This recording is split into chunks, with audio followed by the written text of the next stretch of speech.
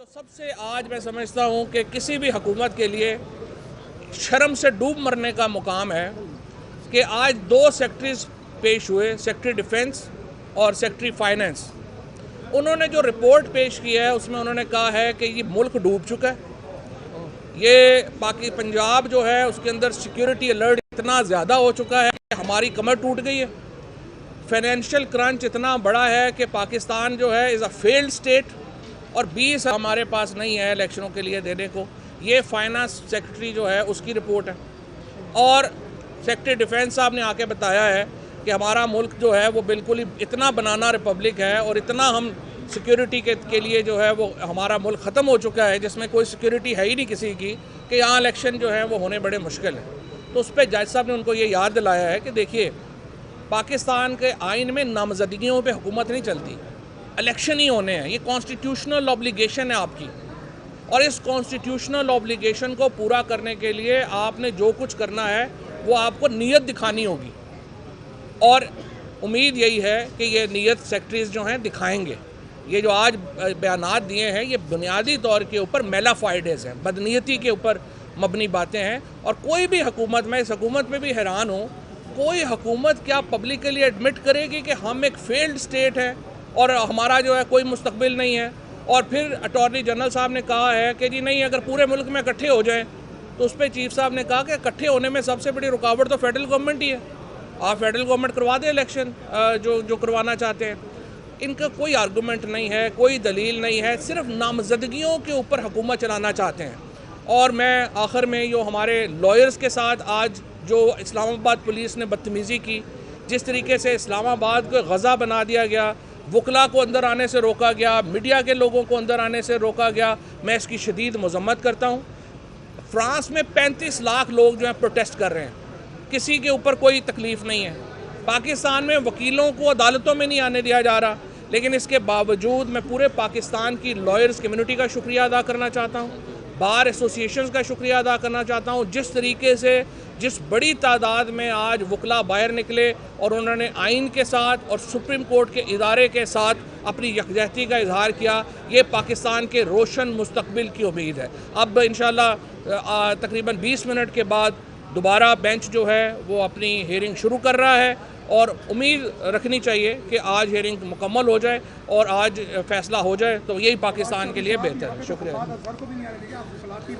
हाँ, बिल्कुल, किसी को भी नहीं आने दिया गया।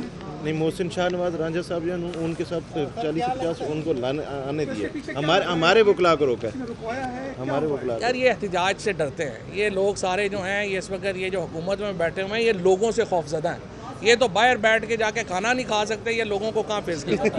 अच्छा फौज साहब जी,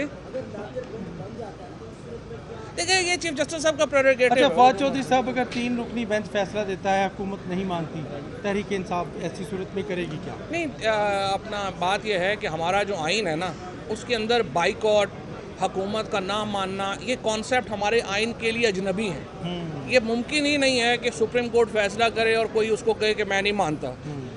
और अगर वो नहीं मानेगा तो जिस तरह से 2 वज़ीर-ए-आज़म पहले घर गए हैं, तीसरा जो है वो आजकल में घर चला जाएगा, क्या प्रॉब्लम। आज सुबह जब अटॉर्नी जनरल पेश हुए, उनके साथ फारूक नायक पेश हुए, उनके साथ अकरम शेख साहब पेश हुए, तो अदालत ने उनसे एक स्पेसिफिक सवाल पूछा कि हम तो मीडिया में पढ़ रहे हैं कि आपने बाइकआउट कर दिया है, तो अब आपकी क्या पोजीशन है।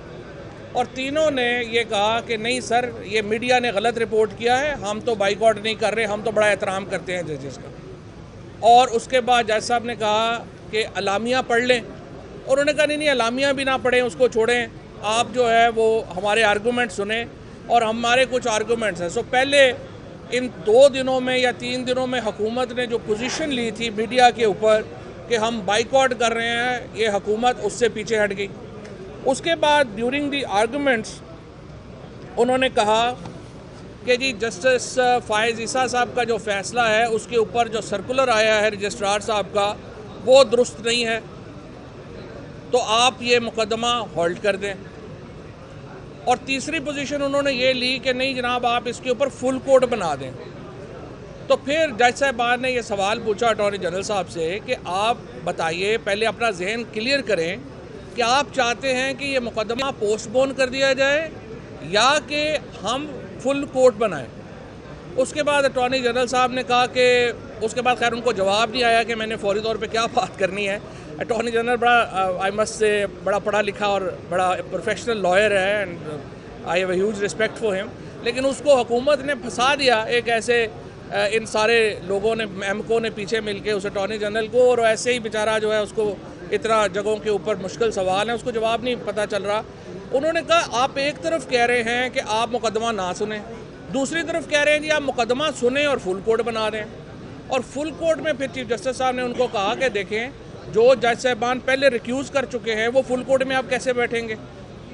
तो अब आपकी सबमिशन ये है कि लार्जर बेंच बना दें या क्या करें। तो फिर अटॉर्नी जनरल साहब ने कहा हाँ जी नहीं सही है, आप ये कर दें कि ये फिर वो जजेस जो हैं वो आप जो 15 जजेस नहीं बैठ सकते तो आप जो है वो 9 वाला जो 6 जजेस जो हैं उनको शामिल कर लें और 6 जजेस जो हैं वो फैसला कर दें। तो फिर जस्टिस मुनीब साहब ने ये कहा कि अब आप एक जहन बना के आएँ हमारे पास कि आप क्या चाहते हैं कि मुकदमा रोकना है या हमने 6 जजेस के साथ केस सुनना है। हमने ये उन्होंने कहा हम नोट कर लेते हैं।